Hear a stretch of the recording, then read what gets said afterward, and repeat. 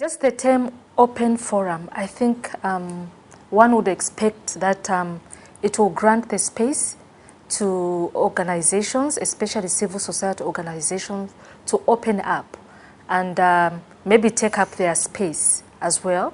And also it's a forum that would provide the space to NGOs to air their views and also maybe advocate for more space for NGOs within their countries and also not only within their countries but also among civil society organizations. I was initially concerned that the focus would be entirely in the process on just how we behave as civil society, on the principles of that. And of course a lot of work has been done on that, but I'm really gratified to see how as we've thought through the activities and the consultation that has gone on, that we've been able to think about the enabling environment, the role that governments and donors also play in ensuring that civil society can engage effectively. Right from the beginning, our expectation was clear. We just wanted to make sure that there was a principle or a standard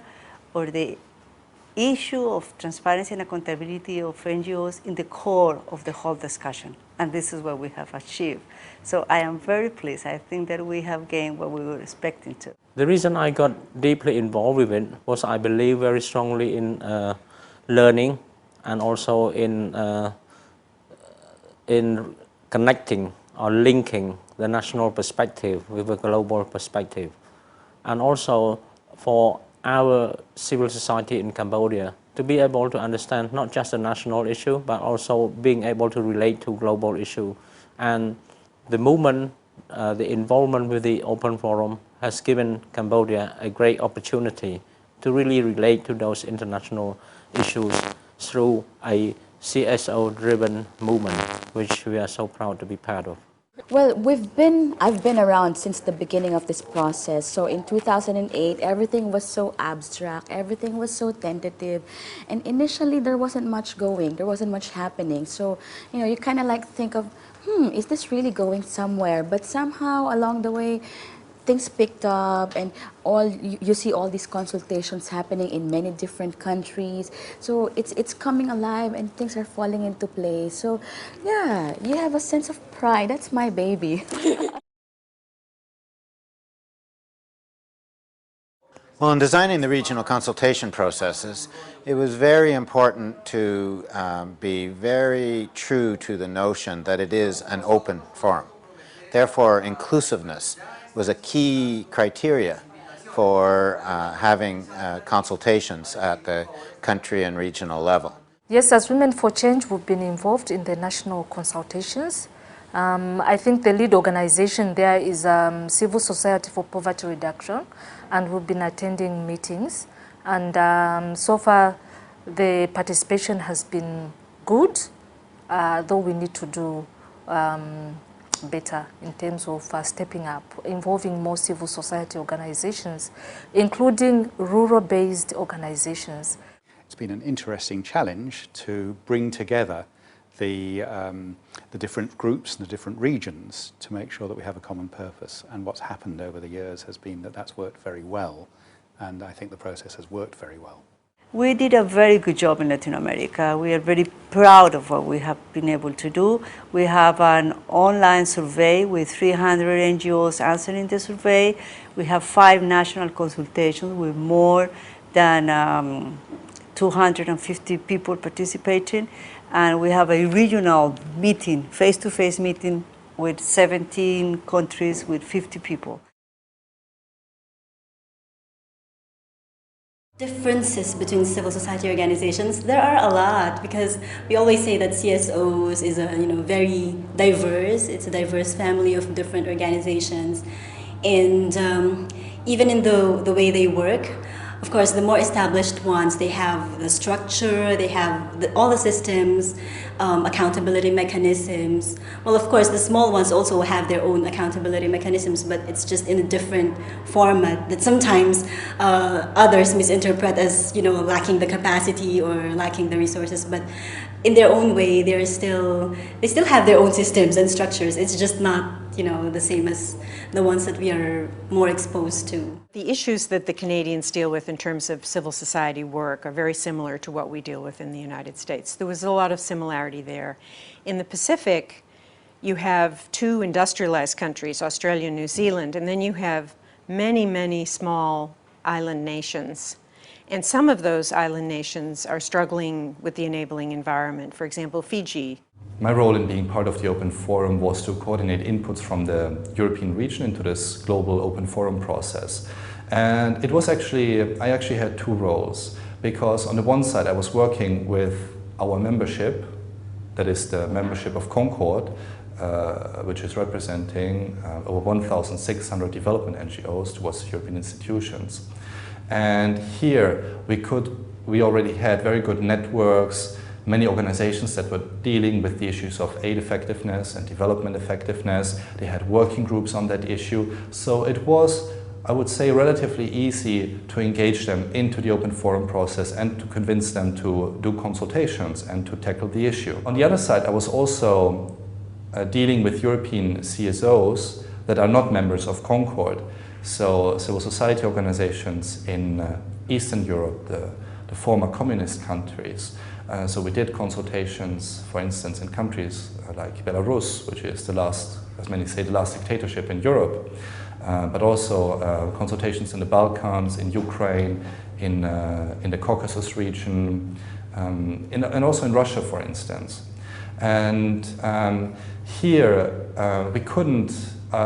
Here the task was, of course, more difficult, because we in Concord, we didn't have the habit of working with these countries, so we really started from scratch. We had to identify partners with whom we could be working, and then we have tried to engage them in the process. But it worked out quite successfully, and the CSOs in that region, the CSOs in Eastern Europe, really appreciated this possibility to take part in a global process, to work with Concord and other CSOs from EU member states, because usually Eastern Europe is quite a marginalized group in that discussion, because they are not developing countries, but they are also not rich countries, so there's something in between.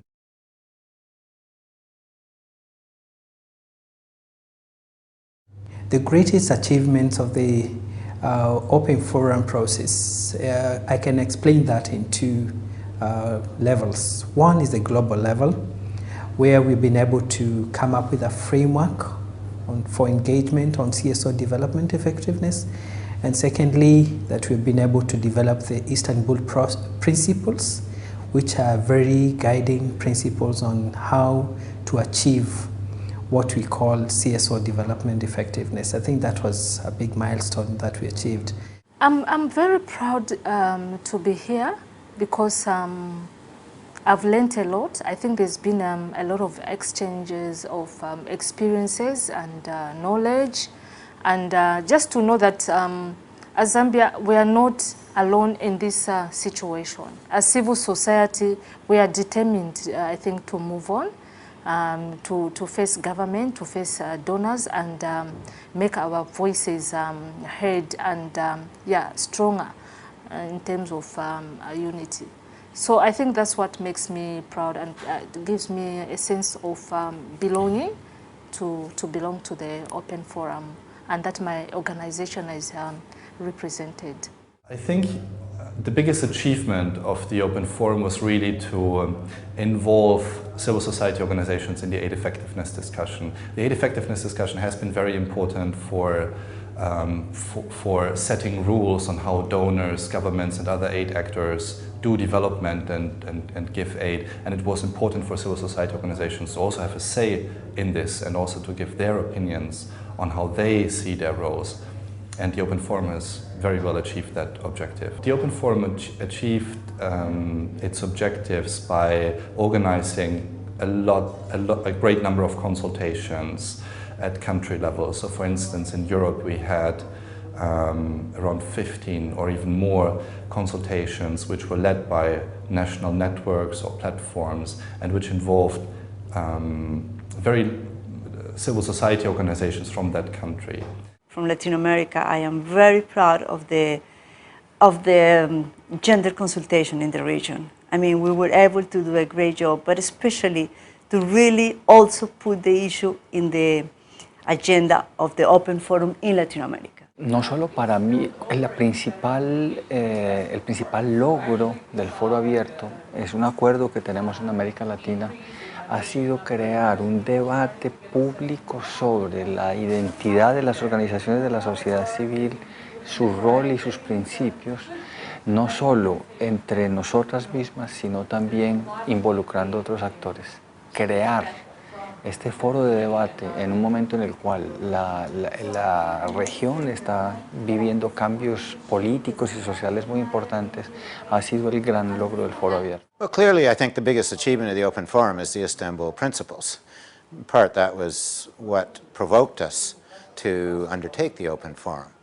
Prior to the Open Forum, there was this assumption by governments and donors, which is still there, that civil society organizations should just sign up to the Paris Principles of Aid Effectiveness and everybody will happily proceed. And so we realized, as I said, that this was a process that needed to examine civil society's own views of what drove their own effectiveness.